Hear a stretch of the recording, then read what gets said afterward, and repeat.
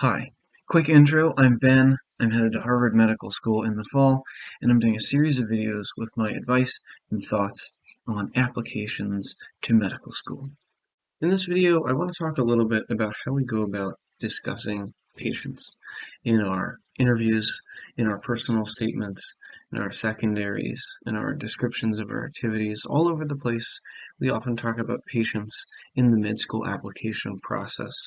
And there's a certain way of characterizing patients and discussing provider interactions with them that is very common, but actually I think not ideal and something that you want to avoid.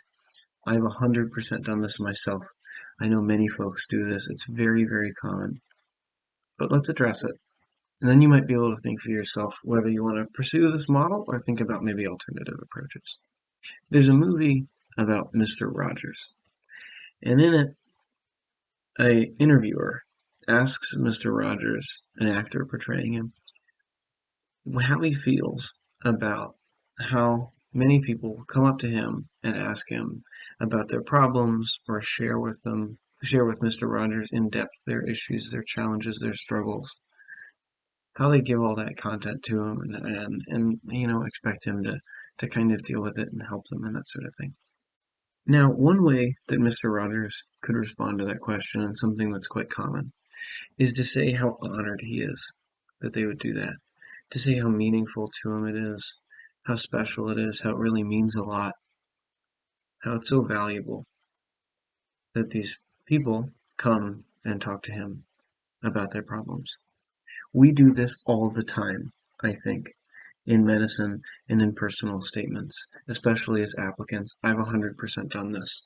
I was an EMT and I worked with some patients, and it was so special, and I was so privileged and honored that they would share with me their stories while we were driving to their hospice location or something. Very, very common. But note, when discussed this way, the patient is kind of an object, serving to some extent the glorification of the provider. The provider is honored. The provider is privileged. The provider is glorified and is helping this person who is given, frankly, very little agency.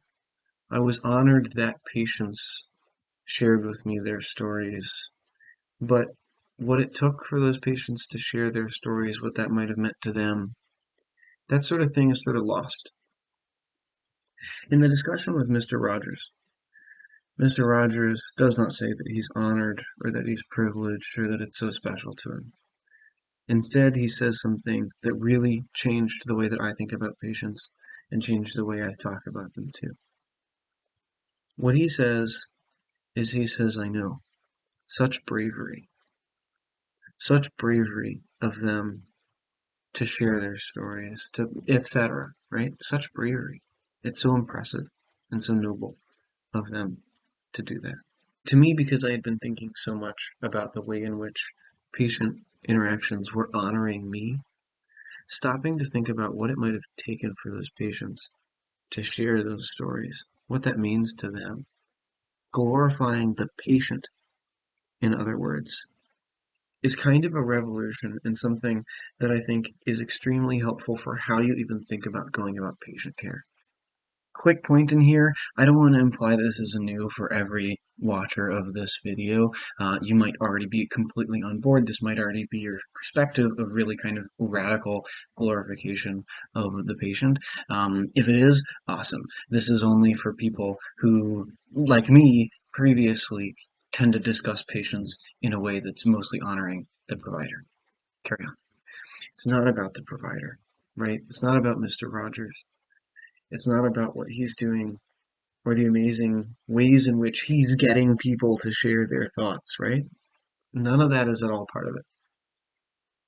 What is instead part of it is how amazing and brave and impressive these patients are. Now, that implies glorification of Mr. Rogers. It implies that he's wonderful, that he's easy to talk to, that he's special, and that people come to him for support. That's all implied. But it's not outright stated, because what Mr. Rogers is focusing on are the virtues of the patient, not of himself. When you go about writing your personal statements and discussing these sorts of things in your interviews, I think it would be a good idea to consider whether you're taking the standard approach or the Mr. Rogers approach, whether you're discussing patients in a way that's glorifying them. If you are, awesome. And if you're not, and especially if you're doing something that's also pretty common, but even worse, of actually putting down patients. Sometimes people will describe patients in such a way that makes them seem bad or makes them seem overly emotional to some sort of situation, or describes them as being, in a state that they couldn't possibly help themselves from. Sometimes folks will describe patients as helpless, right? These sorts of things are not glorifying the patient, they're glorifying the provider. But it ends up giving the impression that the provider is maybe overstating their role in the situation and needs to focus more on the ways in which that patient was not helpless, but instead was working extremely hard to keep themselves afloat in a time of, incredible challenge, and what that patient was doing to get themselves to treatment or even to interact with the provider in a way that was meaningful. Again, that's just my thoughts, but a framing that I think might be able to help you in your patient care in the future and for now in your application. Thanks for watching this video. Appreciate it.